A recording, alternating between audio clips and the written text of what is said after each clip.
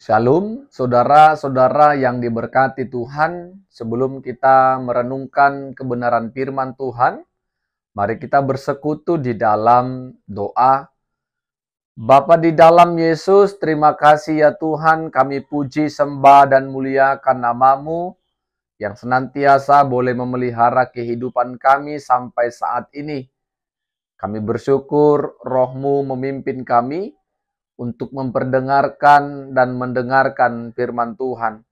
Dalam keterbatasan kami dalam memahami kebenaran firman-Mu, biarlah Roh-Mu yang kudus menolong dan memampukan kami untuk mengerti akan kebenaran firman Tuhan. Dalam nama Yesus kami berdoa dan bersyukur. Amin.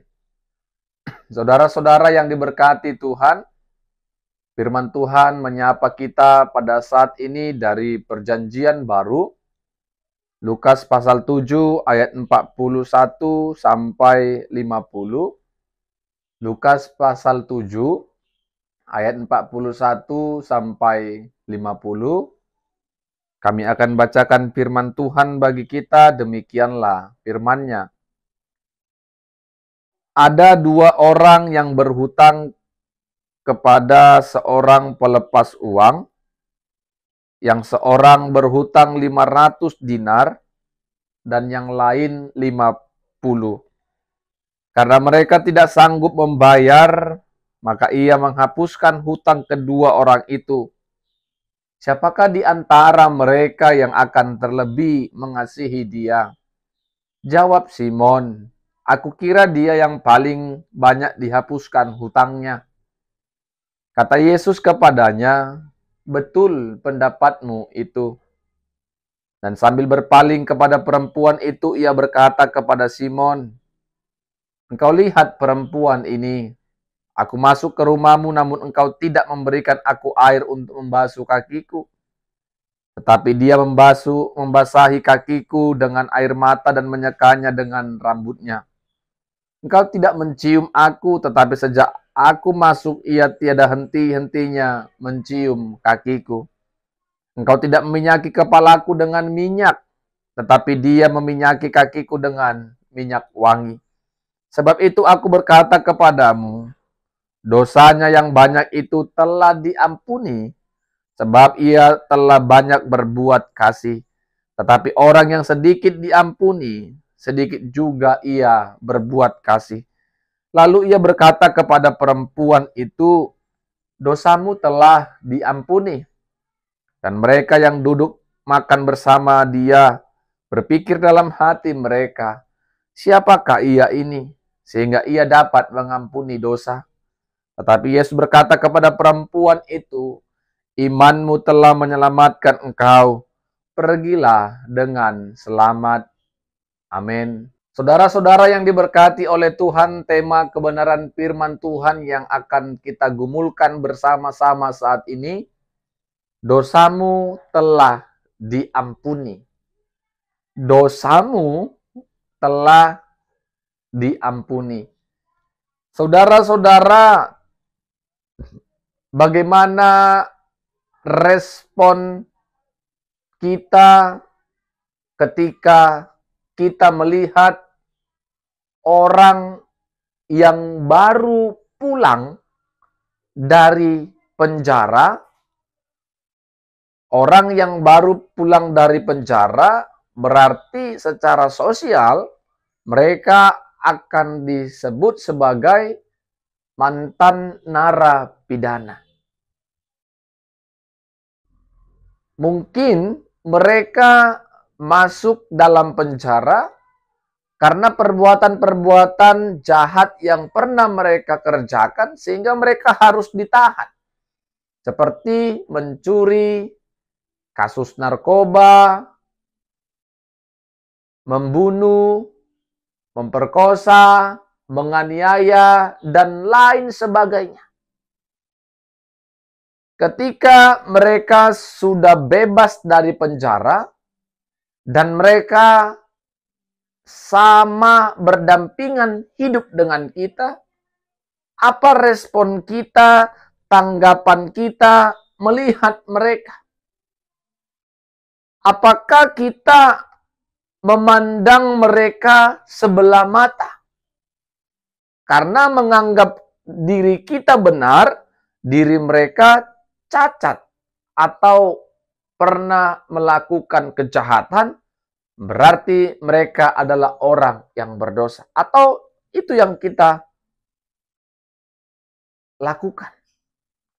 Atau sebaliknya kita dapat menerima mereka apapun perbuatan yang mereka pernah kerjakan,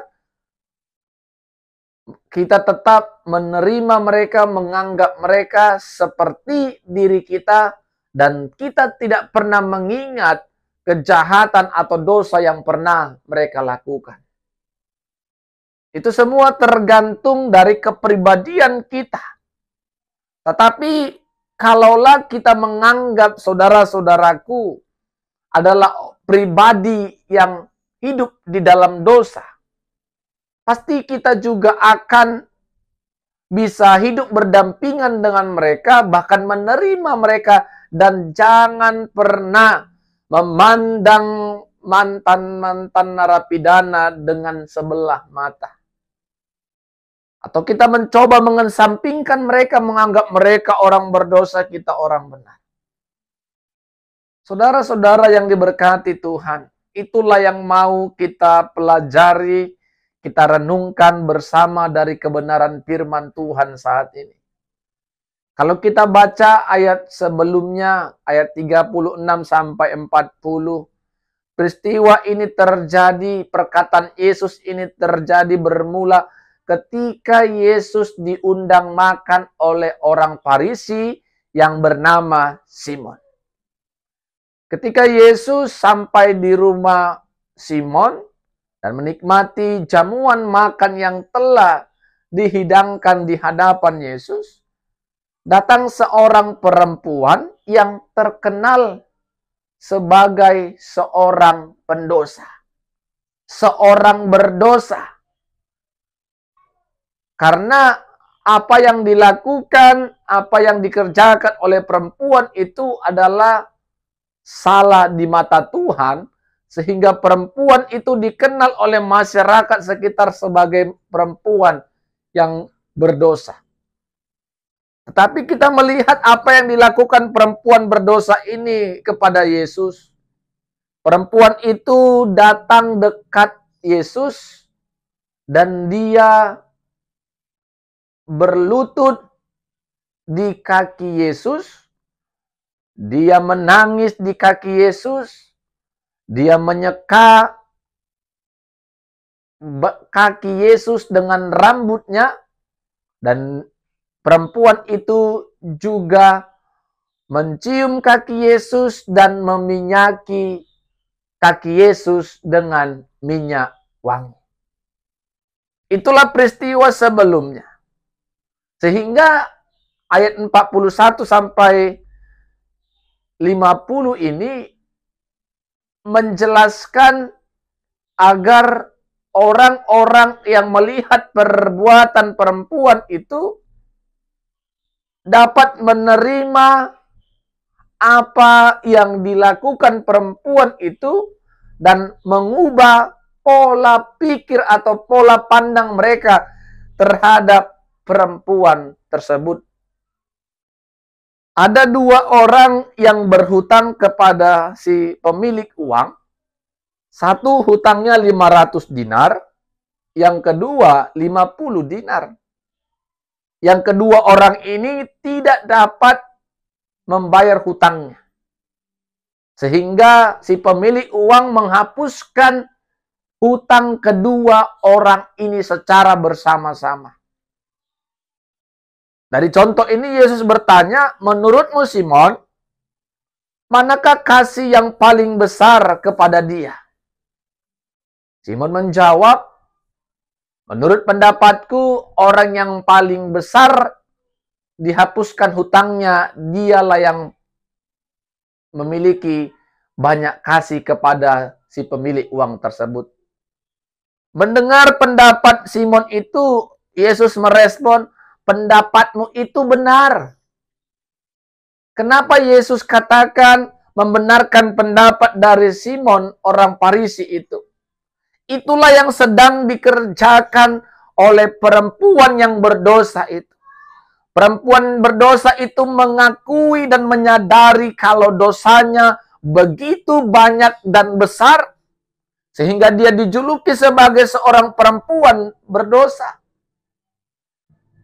Tetapi kita melihat karena kesadaran pengakuannya kalau dirinya itu adalah orang berdosa, dia berbuat yang baik kepada Yesus. Mulai Yesus masuk ke rumah Simon, Simon tidak ada memberikan Yesus air untuk membasuh kaki. Simon tidak ada memeluk Yesus. Simon tidak ada mencium Yesus.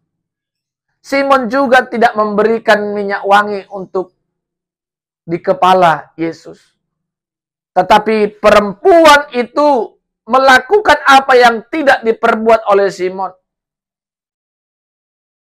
Perempuan itu mencium kakinya, membasuh kakinya dengan air matanya, dan menyeka kakinya dengan rambutnya, bahkan meminyaki kakinya dengan minyak wangi. Lihat. Sehingga Yesus katakan, perempuan itu banyak berbuat kasih karena dosanya banyak telah dihapuskan. Orang yang dosanya sedikit diampuni akan sedikit berbuat kasih. Itu perkataan yang disampaikan oleh Yesus, sehingga Yesus katakan kepada perempuan itu, dosamu telah diampuni. Mungkin mendengarkan perkataan Yesus ini, orang-orang yang berada di rumah Simon ini semua berkata dalam hatinya, siapakah orang ini? Sehingga dia dapat mengampuni dosa manusia. Sehingga dia dapat mengatakan dosamu telah dihapuskan. Yesus berkata kepada perempuan itu, pergilah, imanmu telah menyelamatkan engkau. Saudara-saudara yang diberkati oleh Tuhan, sungguh luar biasa perbuatan bentuk kasih yang dipertontonkan atau yang diperlihatkan oleh perempuan yang berdosa itu kepada Yesus. Apa yang tidak dikerjakan oleh Simon sebagai orang Farisi, dikerjakan oleh orang berdosa. Dia melayani Yesus dengan sebaik-baiknya. Dia mencium kaki Yesus. Dia membasuh kaki Yesus dengan air matanya. Dia meminyaki kaki Yesus dengan minyak wangi dan menyekanya dengan rambutnya. Bukti kalau dia itu menaruh kasih kepada Yesus. Bukti kalau dia itu mengharapkan pengampunan dari Tuhan. Karena dia mengaku, karena dia menyadari dosanya besar dan banyak di hadapan Tuhan. Saudara-saudara yang diberkati Tuhan, apa yang mau kita renungkan dari kebenaran firman Tuhan saat ini? Poin yang pertama, pengampunan adalah anugerah dari Tuhan. Kita harus menyadari pengampunan dosa adalah anugerah dari Tuhan. Sehingga anugerah pengampunan yang kita terima dari Tuhan itu, kita harus belajar untuk mensyukurinya. Tuhan mengampuni kita bukan karena perbuatan baik kita, tetapi karena kasih Tuhanlah yang senantiasa tinggal dalam kehidupan kita. Sehingga kita harus mempraktekkan kasih Tuhan itu, membuktikan kasih kita kepada Tuhan itu dengan segala bentuk upaya persekutuan kita dengan Tuhan. Baik itu dengan doa, puji-pujian, dan ibadah kita kepada Tuhan. Karena kita sudah menerima anugerah pengampunan dosa. Poin yang kedua, jangan coba membandingkan dosa yang kita perbuat dengan dosa yang diperbuat oleh orang lain. Dosa kecil dan dosa yang besar sama di mata Tuhan, sama-sama dosa. Jadi kita tidak perlu membandingkan diri kita yang paling benar, walaupun kita berdosa, dibandingkan dosa orang yang lebih besar. Semua sama-sama perbuatan dosa di mata Tuhan. Ketika kita tidak membandingkan diri kita dengan orang lain, maka kita juga menyadari aku orang berdosa. Sehingga siapapun orang yang ada di sekitar kita, kita dapat menerima mereka. Kita tidak memandang mereka sebelah mata. Kita tidak mengesampingkan mereka. Karena kita juga adalah orang berdosa. Ya. Jangan pernah membandingkan apa yang kita perbuat dengan yang diperbuat oleh orang lain. Seolah-olah dosa kita ini kecil, dosa yang diperbuat orang besar, mereka lebih berdosa, kita tidak berdosa. Salah. Semua orang berdosa, kecil besar, di mata Tuhan kita berdosa. Yang harus kita lakukan, kita harus menyadari diri kita adalah orang yang berdosa, yang menerima pengampunan, yang menerima anugerah pengampunan dosa dari Tuhan. Kita bersyukur kepada Tuhan. Tentu kita mau seperti yang diperlihatkan oleh perempuan berdosa tadi. Orang yang dosanya banyak diampuni akan lebih besar kasihnya kepada Tuhan. Apakah kita merasa atau pernah kita mengakui dosa kita adalah dosa yang paling besar di hadapan Tuhan? Kalau itu sudah kita kerjakan, berarti kita terdorong oleh kesadaran kita untuk berbuat seperti yang dilakukan oleh perempuan tadi. Mempraktekkan kasih, berbuat kasih yang banyak. Karena dosa yang banyak itu dalam hidup kita telah diampuni, telah ditebus oleh Tuhan. Berbuatlah banyak. Perlihatkanlah banyak kasih-Mu kepada Tuhan dan kepada sesama manusia. Karena Tuhan berkata kepada kita, dosamu telah diampuni. Itu harus kita imani. Ketika kita sudah diampuni Tuhan, dosa kita yang besar sudah diampuni Tuhan, kecil besar sudah diampuni Tuhan. Perlihatkanlah, buktikanlah kasih kita yang besar juga kepada Tuhan dan sesama. Sehingga apa yang dikatakan Tuhan itu boleh menjadi iman dalam kehidupan kita. Kita telah diampuni dosa kita karena kasih Tuhan. Dan poin yang ketiga, karena kita sudah menerima pengampunan dosa, anugerah Tuhan, jangan pernah lupa untuk bersyukur kepada Tuhan. Bersyukur karena Tuhan telah memberikan anugerahnya. Bersyukur karena Tuhan mengizinkan kita. Tuhan melalui pimpinan Roh Kudus-Nya memberikan keyakinan ke dalam hidup kita untuk percaya kepada Yesus sebagai Tuhan dan Juru Selamat yang hidup. Tentu dengan kita mempraktekkan perbuatan baik yang dikehendaki oleh Tuhan. Dengan demikian kita hidup seturut dengan kehendak dan ketetapan Tuhan. Bersyukurlah. Karena Tuhan mengatakan kepada kita saat ini, dosamu telah diampuni. Amin. Kita berdoa.